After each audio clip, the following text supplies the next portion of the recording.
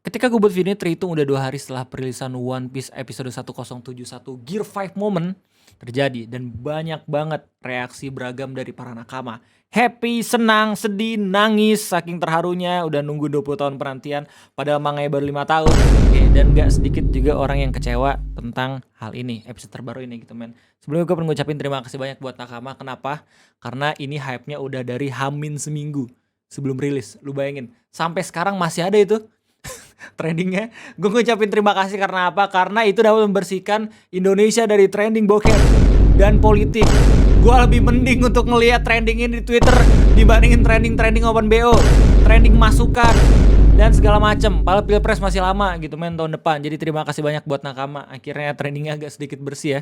Oke lanjut. Yang seru di sini adalah gila loh. Nggak cuman ganti PP doang men. Banyak banget yang buat acara-acara nobar loh. Nobar episode terbaru. Gila, dari berbagai macam daerah. Gokil banget. Dengan harga yang berbeda-beda juga gitu men. 10.000, 25.000, bahkan yang lagi rame banget dibahas 85.000. Padahal tergantung sama tempat juga, ya gak sih? Mungkin ada yang emang di kafe, mungkin ada yang ada di lapangan Pak RT, kan gak ada yang tahu ya. Mungkin ada yang harganya 1 juta gitu. Jadi sambil open BO. Enggak, sorry. Nah, serunya adalah ketika kita ngomongin soal yang nggak suka. Ada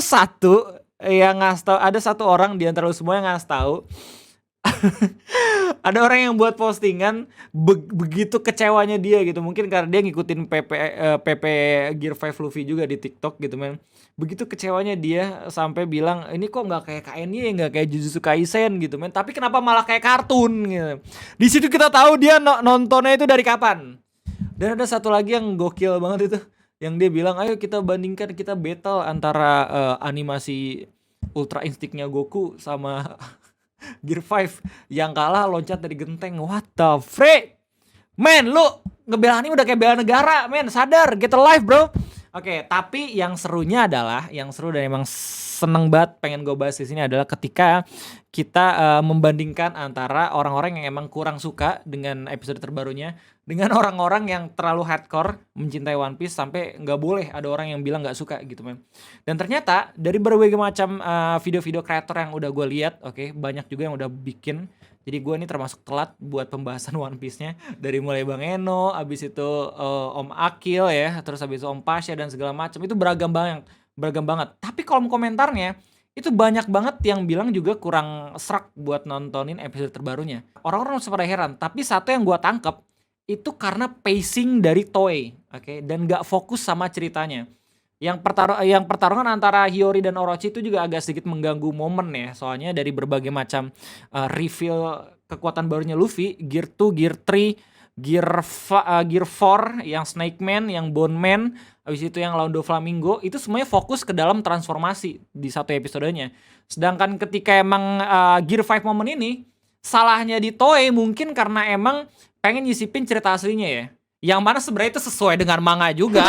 Jadi nggak jadi emang udah harus diantisipasi, tapi mungkin karena emang Gear 5 momen ini lagi ditunggu-tunggu, jadi pengen difokusin dulu ke Gear 5.